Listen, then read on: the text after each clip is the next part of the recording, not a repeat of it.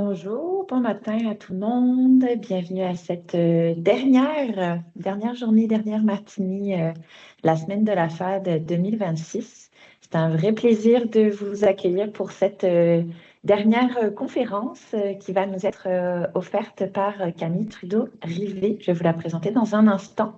Mais je vous invite, comme on l'a fait toute la semaine, à participer, contribuer au mur collaboratif en peut-être vous donnant une intention d'écoute en lien avec le sujet de la conférence de ce matin.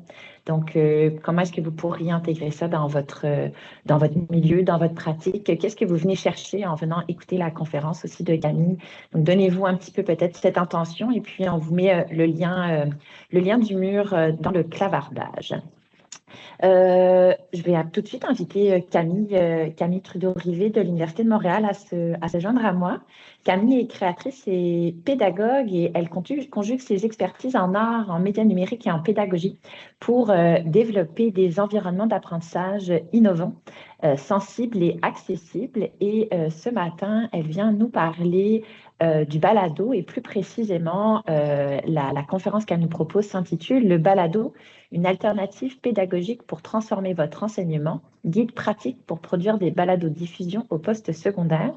Alors, je crois qu'on peut s'attendre à quelque chose de très concret et vous allez repartir avec des solutions très pratiques à mettre en place dans vos milieux. Avant de te céder la parole, Camille, je rappelle que vous pouvez évidemment utiliser le clavardage, d'abord pour nous faire un petit coucou et nous dire d'où est-ce que vous nous écoutez ce matin, et finalement pour poser aussi toutes vos questions. On a Philippe, mon collègue, qui modère, donc qui va pouvoir récupérer toutes les questions, puis on les posera à Camille à la fin si elles ne sont pas répondues au cours de sa conférence. Fait que Camille, la place est à toi. Bonne conférence. Merci beaucoup.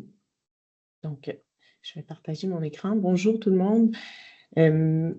Vraiment ravie d'être ici ce matin pour vous présenter un outil que j'ai conçu avec ma collègue Maria José Rojas et toute l'équipe des stratégies numériques de la Faculté des arts et des sciences de l'Université de Montréal, dont notamment les développeurs Santiago et Nicolas. Donc, comme on l'a dit, je m'appelle Camille, je suis technopédagogue à la FAS, où j'accompagne les profs dans la création de cours en ligne ou hybrides et dans la création aussi de plein d'autres ressources d'apprentissage numérique. Donc, aujourd'hui, je vous parle du balado qu'on présente comme une alternative pour transformer votre enseignement. Ici. Donc, comme vous le voyez dans ce petit plan de match, on va parler un peu de recherche de sobriété numérique. Mais assez vite, je vais vous présenter concrètement notre outil qu'on a d'ailleurs créé grâce à l'appui du pôle d'expertise interordre en formation à distance. Mais c'est vraiment un outil qui se veut super pratique, donc on espère que vous allez le partager le plus possible puis l'utiliser beaucoup comme prof ou comme conseiller pédagogique de n'importe qui dans l'équipe enseignante.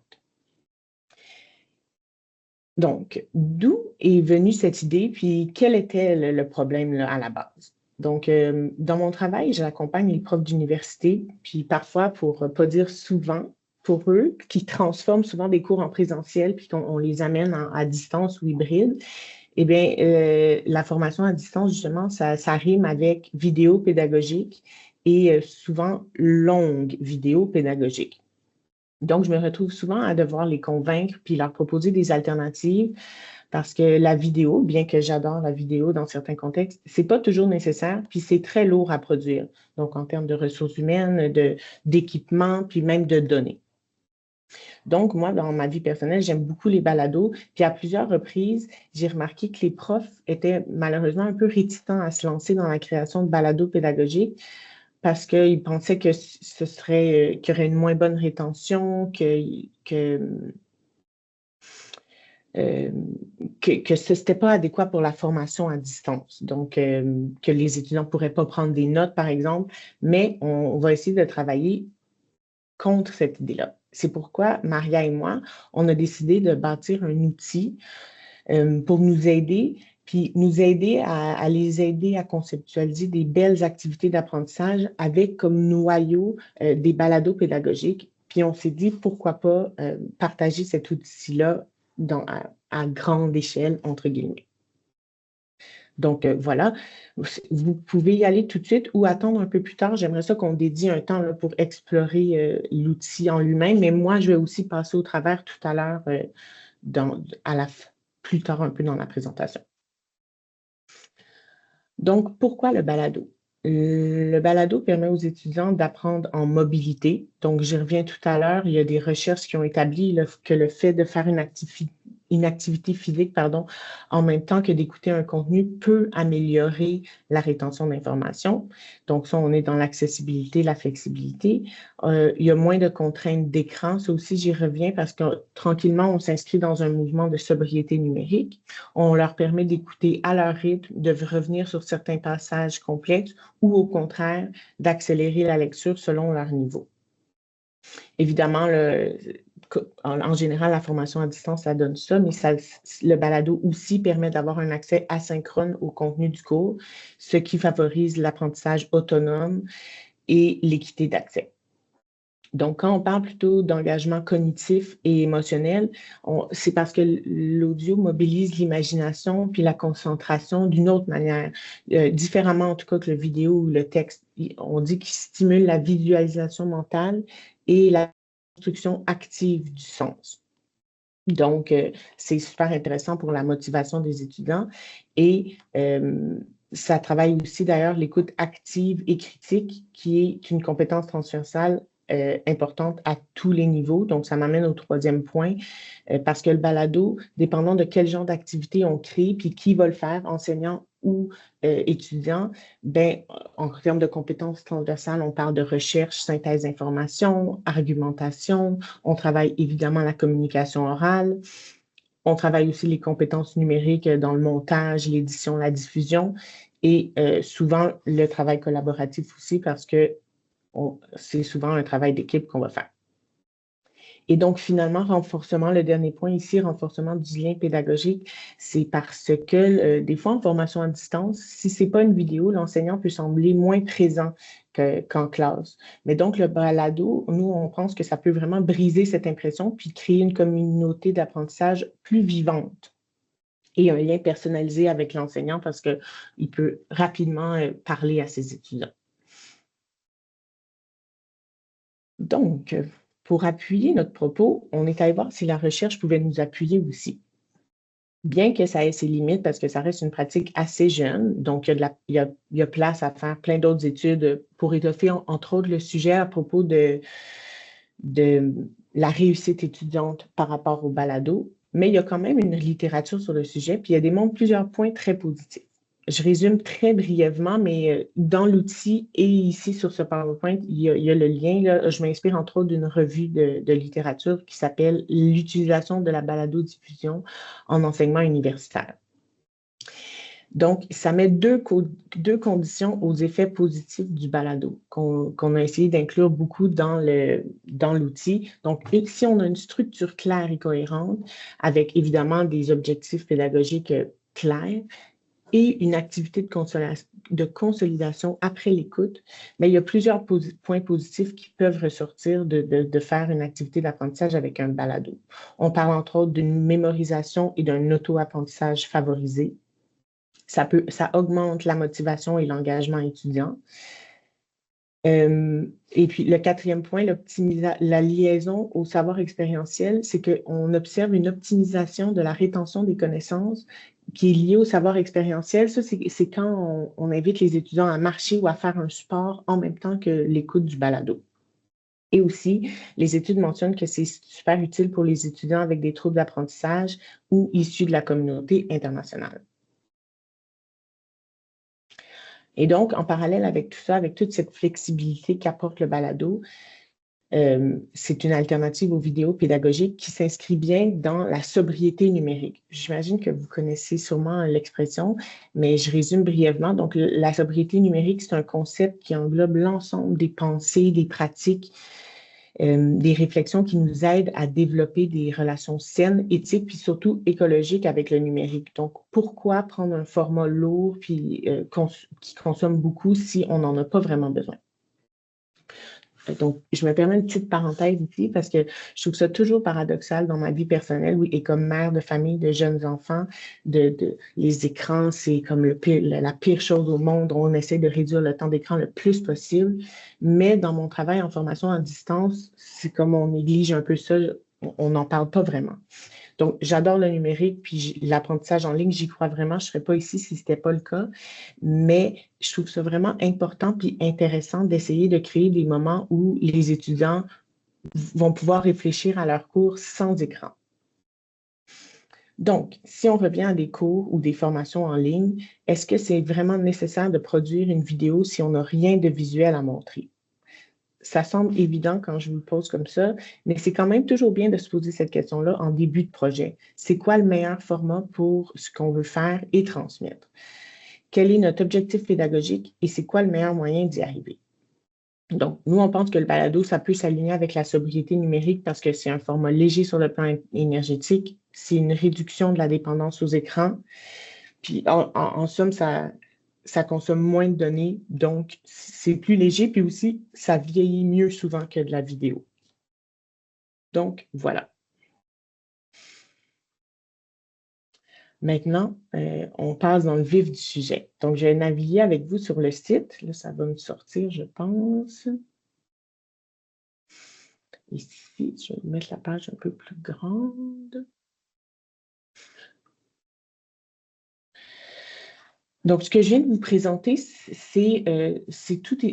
tout est pas mal dans les 3 premières pages de présentation, la page d'accueil, puis qu'est-ce que dit la recherche. Et ensuite, on passe vraiment plus dans un procédurier. Donc, étape par étape, comment faire pour concevoir notre activité d'apprentissage. Donc, en premier lieu, notre arbre décisionnel, c'est un bon départ pour s'orienter parce qu'on pose plusieurs questions fondamentales pour diriger, vous donner des idées, puis ultimement, vous fournir un plan de balado ou un gabarit pour scénariser votre contenu. Donc, on a voulu ça comme vraiment un bon point de départ pour une réflexion créative, pour tenter d'apporter votre projet un peu plus loin. Donc, voilà.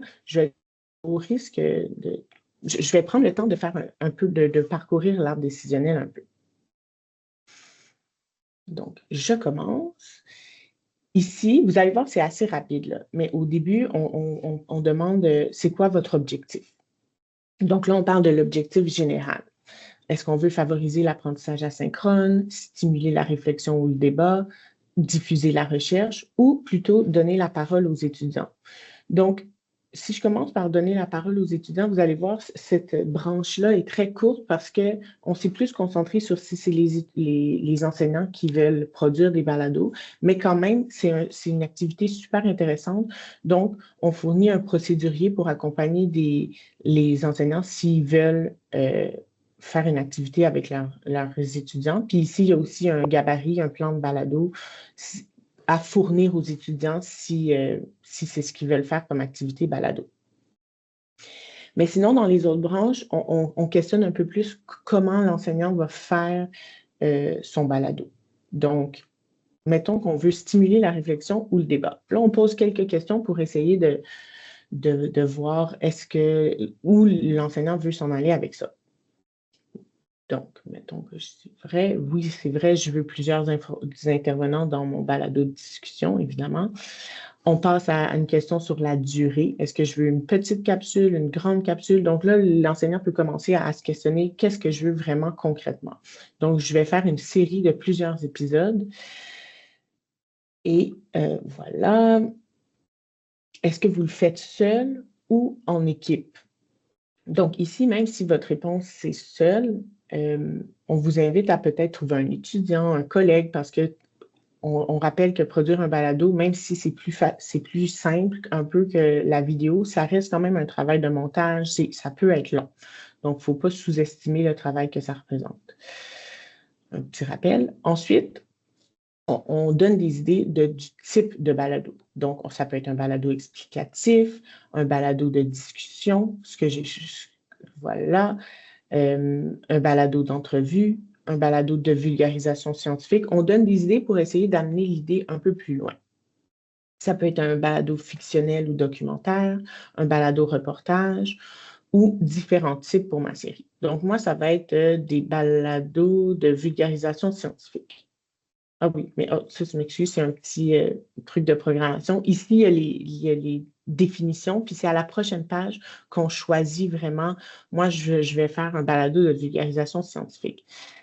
Donc, et donc là, on arrive, notre première étape est terminée. Je vais télécharger le gabarit qui a été un peu modifié pour s'adapter spécifiquement au type vulgarisation scientifique. Et on vous invite à copier les réponses ici que vous avez obtenues pour l'inclure dans le gabarit et peut-être un peu plus tard, vous verrez, on a un outil aussi, un GPT.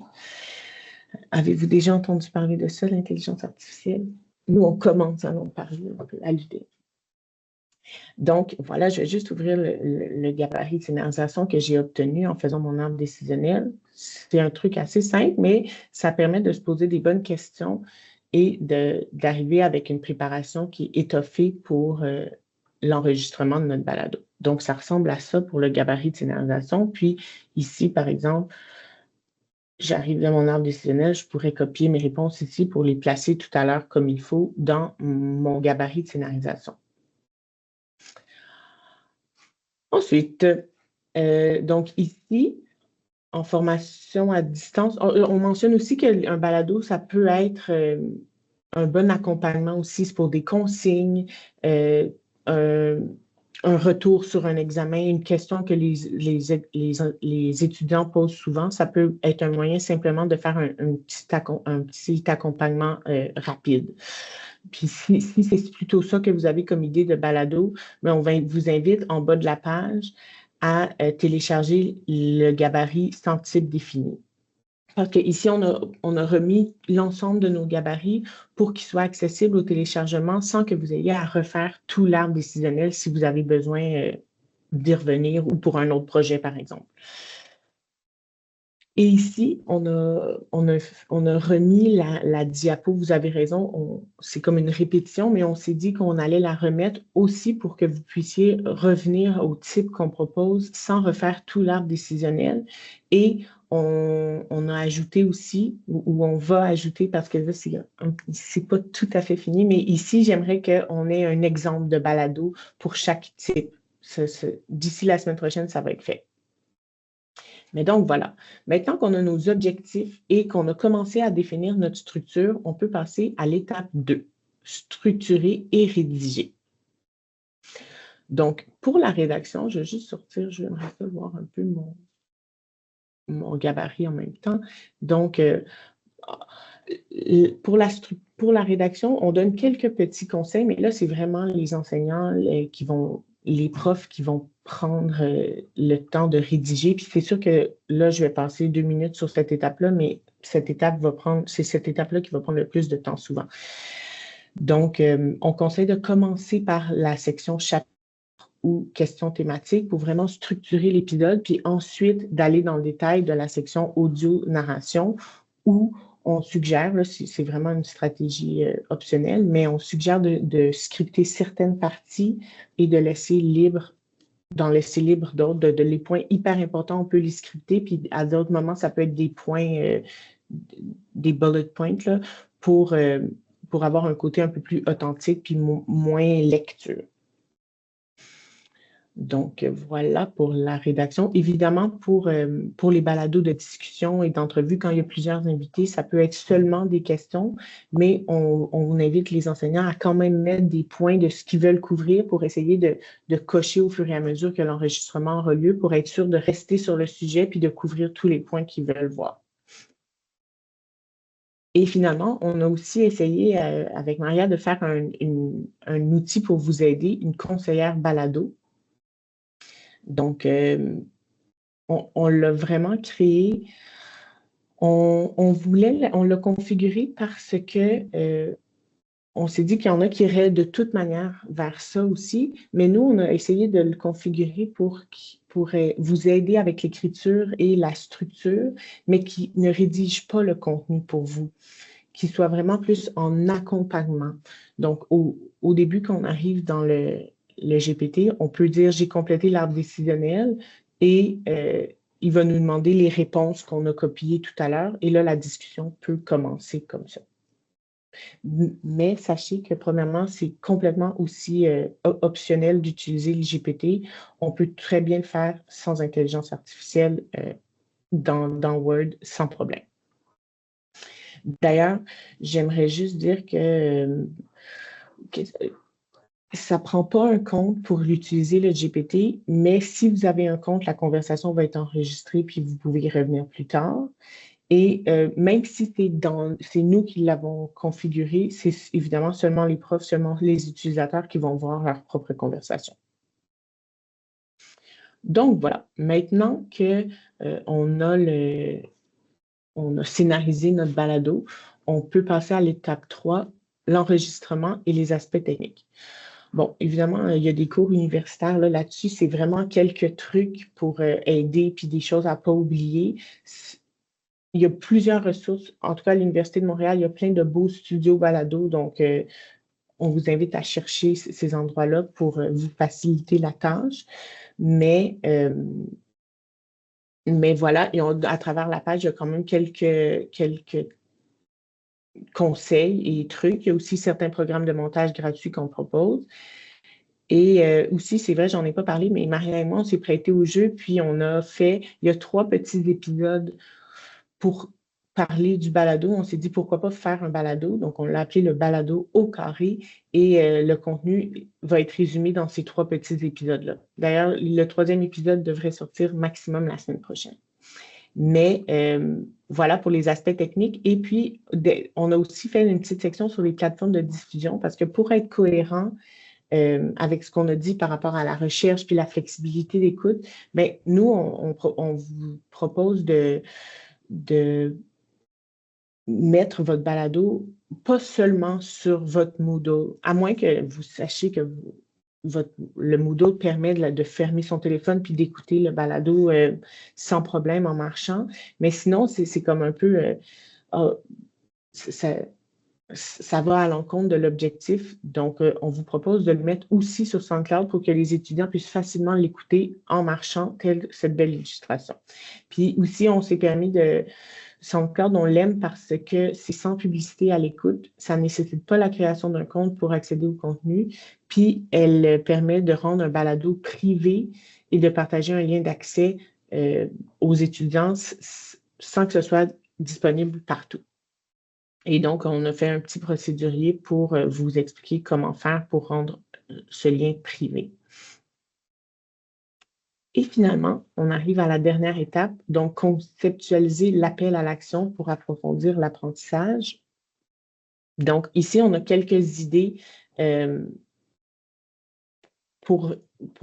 ça peut être un quiz de compréhension après le balado, mais ça peut aussi être plein d'autres choses. Donc, identifier les arguments dans un discours, une comparaison de sources. Est-ce que je peux comparer mon balado à un texte? Est-ce que je peux faire un forum sous forme de questions ou sous forme de citations? Est-ce que je demande aux étudiants de faire une rétroaction audio? Est-ce qu'ils pourraient peut-être faire une étude de cas liée au thème du balado ou plutôt rédiger une réponse critique? Donc, il y a plein d'idées et ça ne sera pas tout lundi, là, mais j'aimerais beaucoup, je suis déjà en processus de demander à certains professeurs de mettre des exemples ici en dessous d'un balado avec son activité pour vraiment favoriser le partage puis qu'il y ait des exemples concrets de ce qu'on propose. Donc, voilà. Après ça, donc là, l'activité serait terminée, mais on a une autre page ou 3 petites autres pages supplémentaires, les balados et l'accessibilité. Donc, l'importance de fournir un verbatim révisé. Ça, c'est sûr que c'est important pour l'accessibilité. Il y en a qui n'aiment pas ça, les balados ou certaines difficultés. Donc, c'est toujours une bonne pratique de fournir un verbatim, de ne pas mettre de musique trop forte qui est question de contenu pédagogique. Il ne faut pas produire des épisodes trop longs et denses. Ça revient à la structure claire que j'ai parlé très souvent. Et aussi, on évite d'utiliser un balado comme unique source d'information évaluée. Il y a quelques ressources supplémentaires que vous êtes invités à regarder si si vous voulez aller encore plus loin. Et finalement, bon, ici, j'ai mis l'équipe de conception.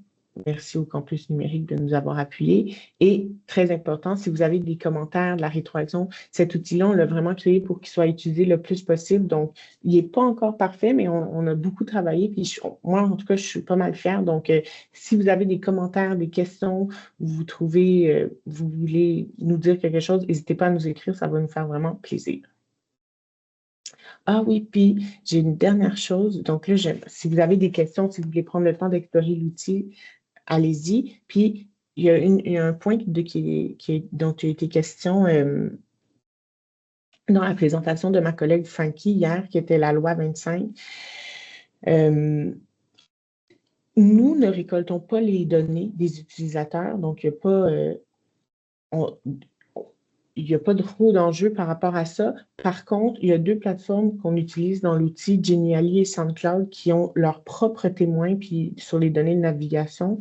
Donc, c'est sûr que d'ici quelques semaines ou quelques jours, on va ajouter un message puis on va être clair par rapport à tout ça. On a un peu de recherche à faire, mais voilà.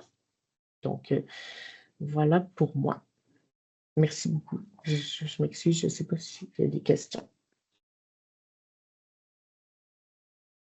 Merci beaucoup, Camille, pour cette Merci. présentation très claire. Écoute, il y a eu beaucoup de commentaires comme quoi ton outil était très intéressant et impressionnant aussi, puis qu'ils avaient déjà très envie de le partager. Alors, on prend en fait les questions, commentaires qu'il peut y avoir pour Camille. Prenez le temps de tester, là, on a le temps aussi si vous avez envie d'ouvrir l'outil. D'ailleurs, j'en profite, Camille, il y a plusieurs personnes qui avaient de la difficulté à accéder aux liens. Est-ce que tu as connaissance que parfois le site web bloque ou peut-être que c'est vraiment très individuel, là, mais... Normalement, il ne devrait pas avoir de problème. Je peux remettre le lien dans le clavardage. Peut-être que c'est parce qu'il y a eu trop de monde en même temps. On l'a remis le lien, t'inquiète pas. OK, parfait.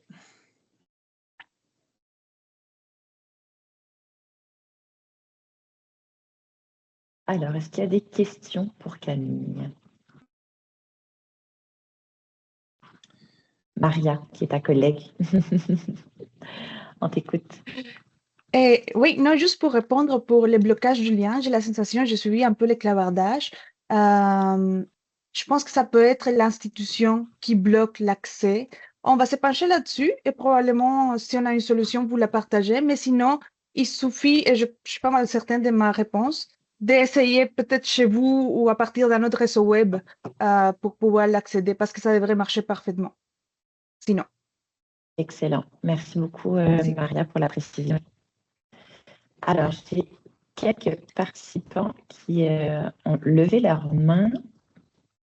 Je m'excuse, on va y arriver. Je vois Francis, mais je crois que je ne suis pas dans le bon ordre. Juste pour continuer avec là-dedans, est-ce que vous entendez bien? Oui, Oui, très bien. OK, parfait. Je crois que le problème par rapport à l'accès, c'est que c'est un lien HTTPS. Donc, peut-être que des fois, certains systèmes d'exploitation, quand on travaille en institution, bloquent automatiquement les HTTPS. Donc, vérifiez, une fois que vous avez tapé l'adresse, dans vos préférences de votre navigateur, et je pense que ça peut être possible de dire « je veux continuer quand même », puisque c'est ça, lorsque l'adresse contient le S après le HTTP, des fois, ça bloque à ce moment-là. Donc, c'est tout ce que je voulais ajouter. Et merci beaucoup pour la présentation, très appréciée. Merci beaucoup, Francis. Il y avait Marilyn que j'ai oublié au début. Je m'excuse, Marilyn. Pas grave, je vois comme pas non plus. On est tellement de monde que je vois pas, moi non plus, là, j'ai pas une vue d'ensemble sur combien de personnes il y a ou pas, là. Ben là, j'étais partie pour écrire, mais moi, parler, c'est très facile pour moi, donc je vais le dire à l'oral. En fait, on est en train de monter un balado de notre côté. C'est mon premier. J'ai très peu d'expérience et j'apprends. C'est mes premiers pas là-dedans. J'aimerais ça vous entendre sur quand on rédige des questions, avez-vous comme des conseils généraux, tu sais, pour nous aider à rédiger les questions? Puis j'aurais aimé ça vous entendre parce que là, j'avoue que j'ai eu une attention super divisée. La panique m'a pris quand j'ai pas été capable d'avoir vos documents. Je me disais, hey, je pourrais pas prendre tout ça en note en même temps. Fait que là, j'ai pas été capable d'être toute 100% là à votre présentation, mais là, ça fonctionne. Bref, le nouveau lien qui nous a été partagé, ça fonctionne. Fait que tout est beau, là, il n'y a plus de panique. Mais je ne sais pas si vous l'avez dit ou si ça n'a pas été nommé, mais j'aimerais ça aussi vous entendre sur, tu sais, parfois, on peut aussi choisir de faire des balados qui sont dirigés, semi-dirigés, beaucoup plus dirigés. Tu sais, comment vous préparez comme vos invités? C'est quoi les avantages de chacune des stratégies? Puis comment vous rédigez vos questions? C'est ce que je fais cette semaine. Donc, je vous écoute. Eh bien, bon, il n'y a pas de formule magique, là, évidemment, mais moi, premièrement, c'est toujours une bonne pratique d'envoyer les questions d'entrevue aux intervenants avant. Comme ça, eux aussi peuvent se préparer. Pour la préparation des questions comme telles, il faut vraiment revenir à notre objectif, donc de quoi on veut les faire parler. Personnellement, moi, j'aime ça, me préparer plusieurs questions, dont des questions de relance pour être sûr que, puis tant mieux si je les pose pas toutes, puis que l'intervenant, comme il va par lui-même, mais je m'en prépare plus que pas assez pour vraiment, tu sais, des fois même reformuler une question. Si la réponse que j'ai obtenue n'est pas tout à fait la bonne, ben je vais reposer la question d'une autre manière. Puis des fois, pendant l'enregistrement, on est perdu dans la conversation. Donc, c'est vraiment bien d'en avoir plus que pas assez. Après, là, ça dépend tellement du sujet, de se préparer des petites interventions. Tu sais, oui, des questions, mais on peut se permettre aussi de faire une intervention, de dire une petite introduction, puis de finir avec une question, même si c'est un balado d'entrevue. Donc, pour vraiment essayer d'amener un point, là. Après ça, j'ai pas de...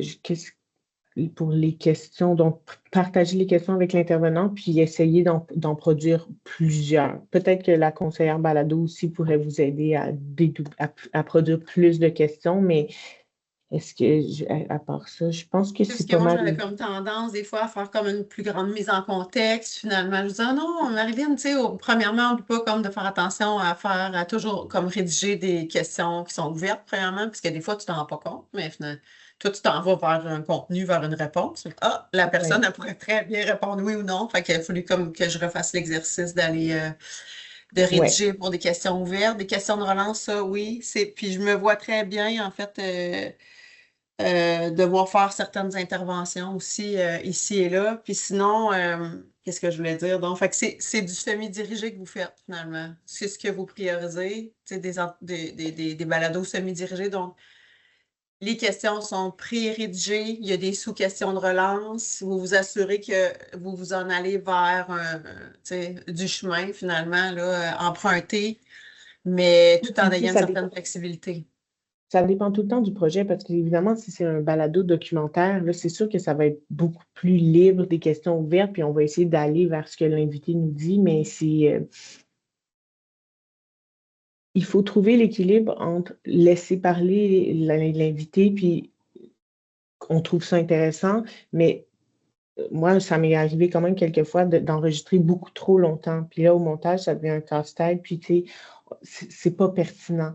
Donc, faut rester ouvert à ce que l'invité nous amène. Moi, j'aime toujours ça demander à la fin des entrevues, est-ce que vous voulez ajouter quelque chose? Puis des fois, il n'y a rien du tout, mais parfois, ça fait des belles surprises. L'intervenant est comme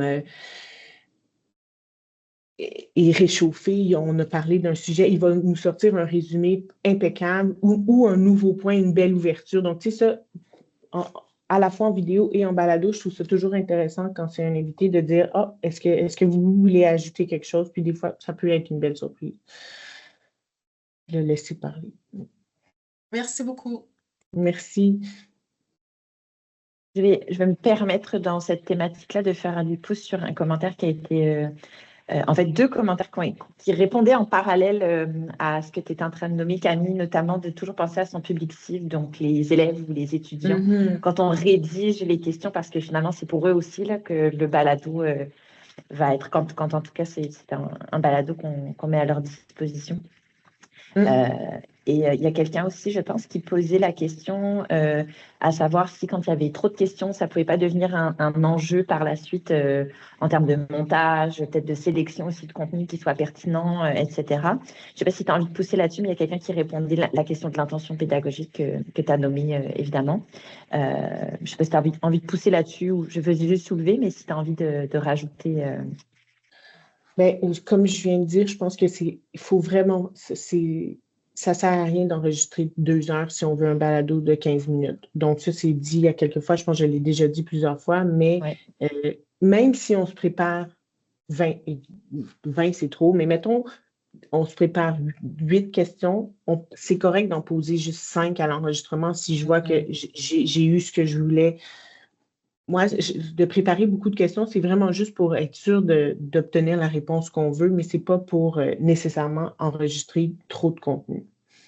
Puis, Ah. je vois qu'il y a eu des questions aussi par rapport à si les studios sont loin des personnes. J'allais arriver là, ouais, exactement. Sur le plan technique, là, tu l'as un peu évoqué, mais qu'est-ce qu'on fait si on n'a pas accès à des studios vraiment d'enregistrement? Est-ce que tu as des conseils un peu à donner en termes de, je ne sais pas, organisation de l'espace ou peu importe, même matériel peut-être?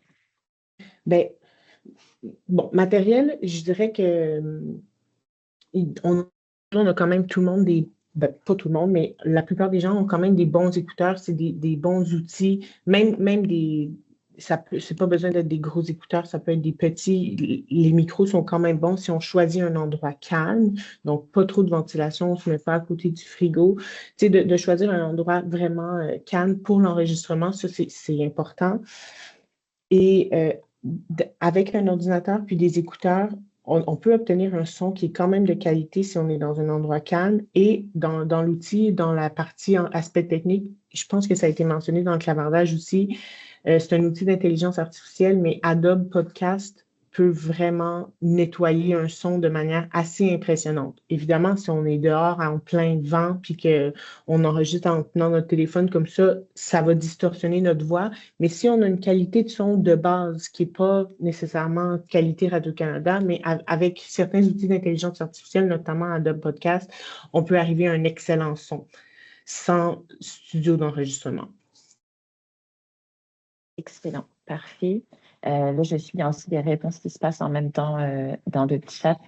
Il y a quelqu'un qui voulait avoir ton avis sur le fait de proposer aux étudiants de créer justement de la balado et de les accompagner dans l'organisation et la production d'un balado. Qu'est-ce que tu aurais à dire là-dessus? Ben, ça peut vraiment être une belle activité. Là, il faudrait que j'ai un peu plus d'informations, un peu de c'est quoi le public cible, on est à quel niveau, mais en général, les étudiants aiment beaucoup ça, puis ça donne des beaux résultats. Tu sais, les étudiants, là, pas tous, mais en général, sont assez bons pour s'enregistrer, donc ça peut être un très beau projet. Puis je pense que c'est bien aussi, ça peut être en équipe, ça peut être un très beau projet pour essayer de travailler leur esprit de synthèse, puis aussi les capacités de communication. Excellent, merci. Vincent, je m'excuse, j'ai vu ta main et puis je suis partie dans d'autres questions. Je prends ta question, tu peux ouvrir ton micro. Oui, merci. En fait, de mon côté, j'utilise déjà le balado dans des projets avec des étudiants. Là, je leur demande d'en faire. Puis dans les dernières années, j'ai eu quand même des écueils techniques. Fait que je suis très content de voir le guide. Là. Ça va m'aiguiller vers des bonnes ressources. Moi, j'enseigne uniquement en anglais. Je me demandais si, bon, est-ce que ce guide-là va être disponible en anglais? Puis deux, ben sinon, avez-vous d'autres ressources à me suggérer en termes de pour m'aiguiller, là, je pense qu'en termes techniques, puis en termes d'organisation pour moi en tant qu'enseignant, le guide est super bien monté, puis ça va m'aider beaucoup. Mais est-ce qu'il y a des choses qui sont, disons, partageables avec des étudiants qui se trouvent être en anglais, là, Non. En ce moment, là, la réponse rapide, c'est non. Puis on n'avait pas prévu faire de traduction, mais je pourrais faire une recherche. Le gabarit serait facilement, on pourrait le traduire. Je vais prendre votre nom puis je pourrais vous revenir là-dessus. En ce moment, on n'a pas pensé à ça, mais c'est sûr qu'il y a des ressources. Je pourrais les ajouter dans les ressources supplémentaires. J'en connais quelques-unes qui sont en anglais, mais puis je pense que le gabarit, on pourrait le proposer en anglais, ça serait assez facile à traduire.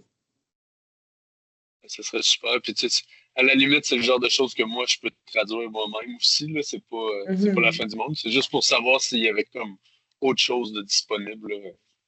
Là. Ben, c'est sûr qu'il y a des ressources, c'est Concordia, puis McGill font aussi des guides. Il y a l'Université Sherbrooke qui a produit un super beau guide aussi sur la balado.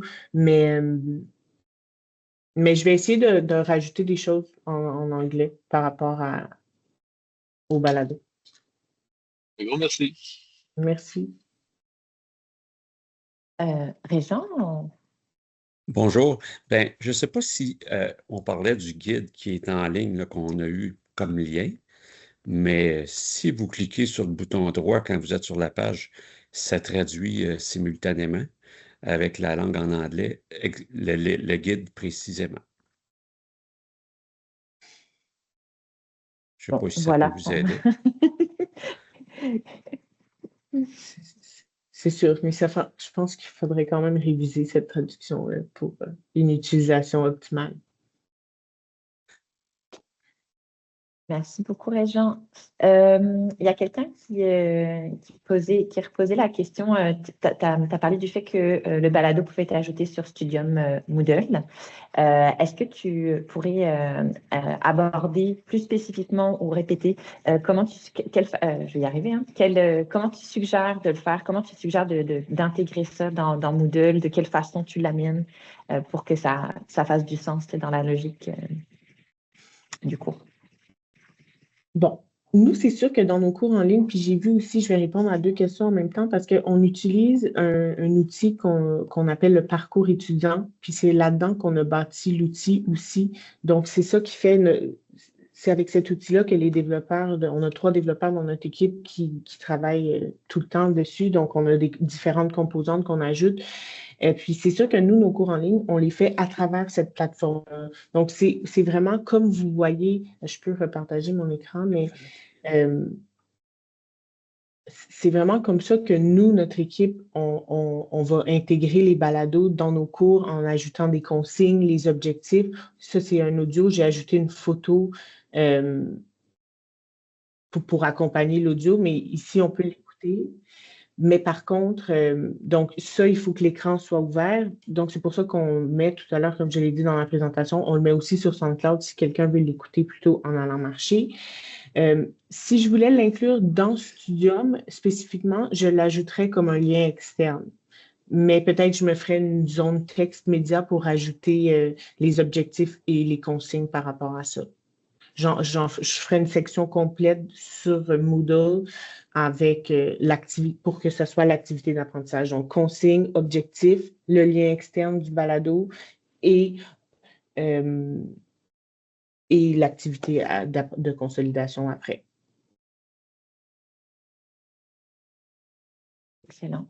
Merci beaucoup. Là, j'hésite entre... on a du temps. Tu vois, je suis en train de faire de la sélection de questions, mais on a quand même encore du temps.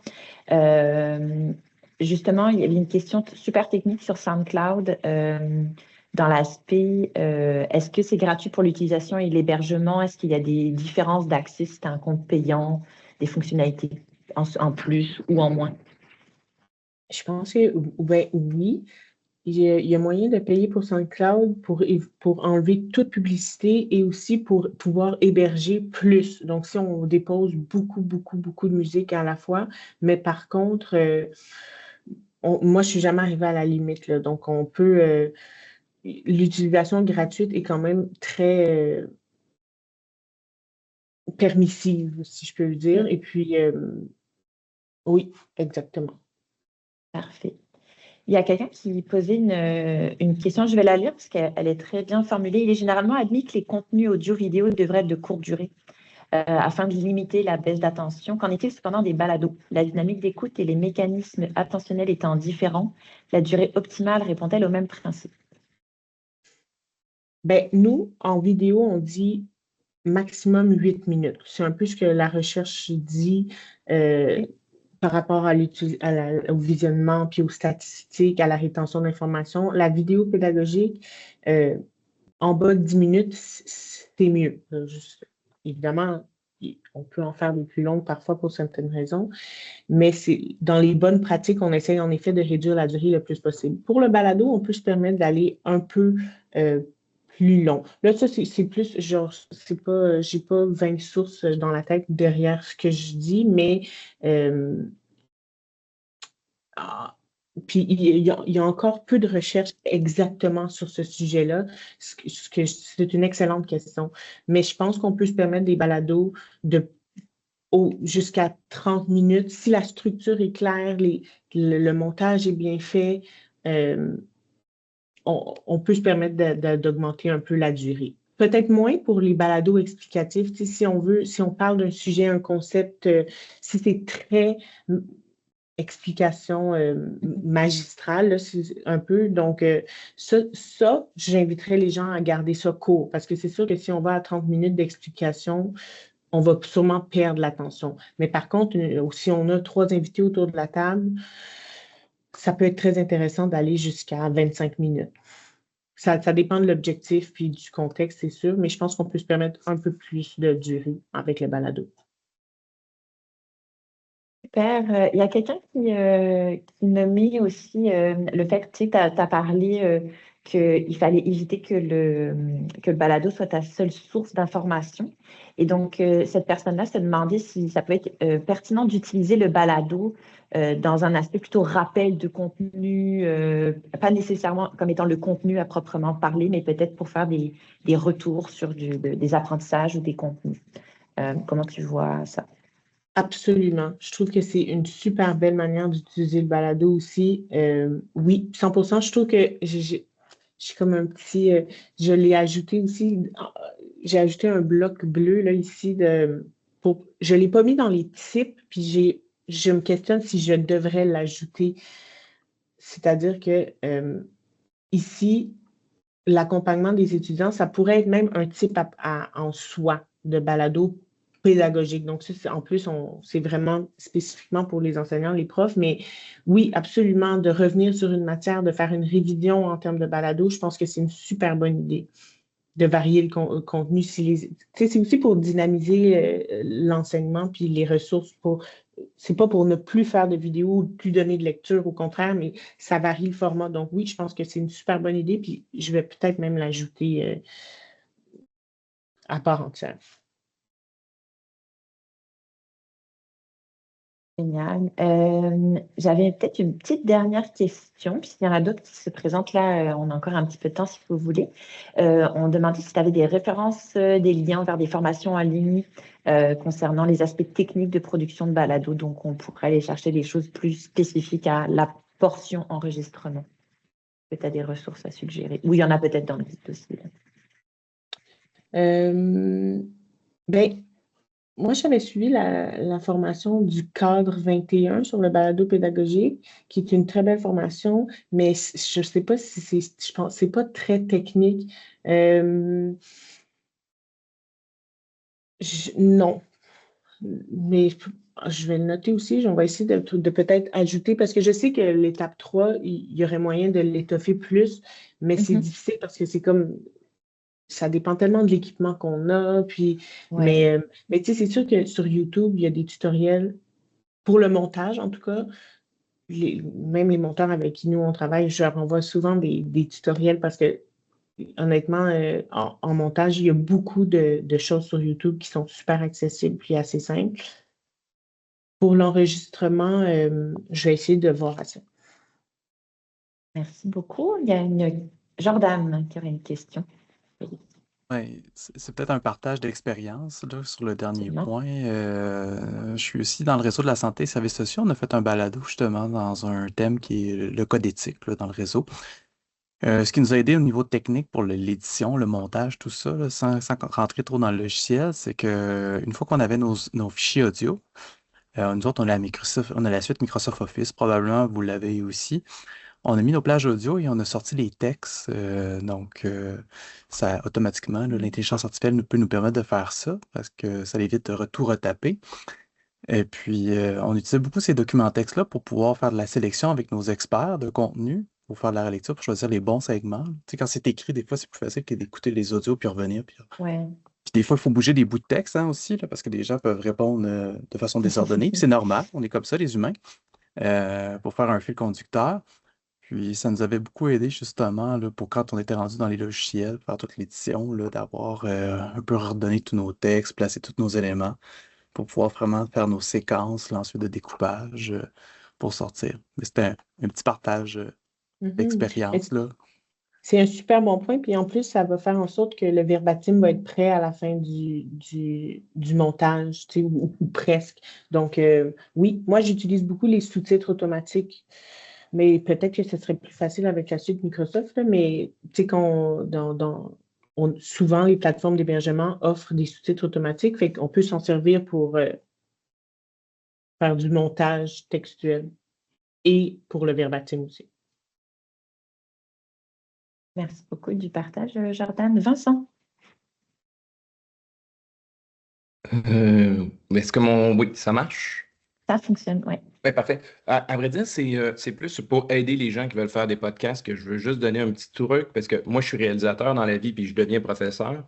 Mais quand on apprend aux gens à s'enregistrer, juste quelque chose qui est très, très simple, il faut comprendre que quand on est dans une grande pièce ouverte, tout l'écho est reçu par le micro. Alors, je sais que ça paraît pas sexy, mais le fait de s'enregistrer dans son garde-robe, en d'autres mots, les vêtements, non, mais ça absorbe le son et la qualité de captation audio est meilleure, même si ce n'est qu'avec un téléphone, un iPhone de ce monde ou quoi que ce soit, ça vous permet, ou le petit téléphone comme ça, déjà la qualité sonore va être vraiment améliorée juste par ce petit détail. Alors, il n'y aura pas de rebondissement du son par rapport à la pièce dans laquelle on est, qui est souvent un des problèmes qu'on essaie de corriger en post-production technique là, par rapport à ça. Alors, c'était juste ce petit commentaire, ça peut aider les gens qui veulent déjà essayer de s'enregistrer, là.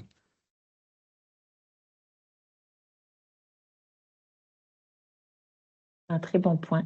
On avait déjà discuté avec des collègues d'insonoriser, je crois, un petit espace avec des boîtes à œufs pour limiter. C'est un projet qu'on a d'envisager de méthode 101 pour s'enregistrer dans un espace sans avoir nécessairement le budget pour insonoriser ou gérer tout ça. Il y a des gens qui ont déjà testé d'enregistrer dans le garde-robe, apparemment. Il y a quelqu'un qui pose ça, je trouve ça intéressant comme question. S'il s'agit d'une entrevue, est-ce qu'on peut faire l'enregistrement en ligne?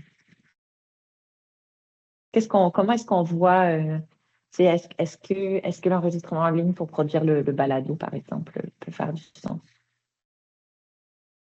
Des fois, nous, on l'a déjà fait parce qu'il y a des contraintes de distance, tu sais, des gens en Europe, par exemple. Ouais. Oui, encore, pour moi, c'est encore parce que parfois on le fait pour la vidéo, puis là, c'est sûr qu'on va devoir voir techniquement avec les gens qui sont à l'extérieur pour leur micro, la grandeur de la salle, comme de faire des tests audio. Puis des fois, ça peut être un peu moins fluide, mais oui, ça peut vraiment se faire. Si c'est pas possible de se rencontrer, absolument. Même, c'est peut-être mieux un balado qu'une vidéo parce que en vidéo, des fois, là, sur Zoom, ça va tout de suite paraître qu'on est sur Teams ou Zoom. Mais c'est sûr que ça prend un courriel ou en tout cas un échange technique avant pour s'assurer que les conditions techniques soient réunies pour que la qualité sonore soit acceptable. Excellent. Est-ce qu'il y aurait une dernière question ou une dernière question pour Camille? C'est le temps. Sinon, vous pouvez aussi les noter quelque part dans le mur collaboratif, par exemple, ou aller mettre vos ressources. Là, il y a eu beaucoup de choses qui ont été partagées, suggérées. Le mur collaboratif peut être aussi un endroit pour aller répertorier cette information-là. vous laisse une dernière chance de prendre la parole à l'oral ou à l'écrit.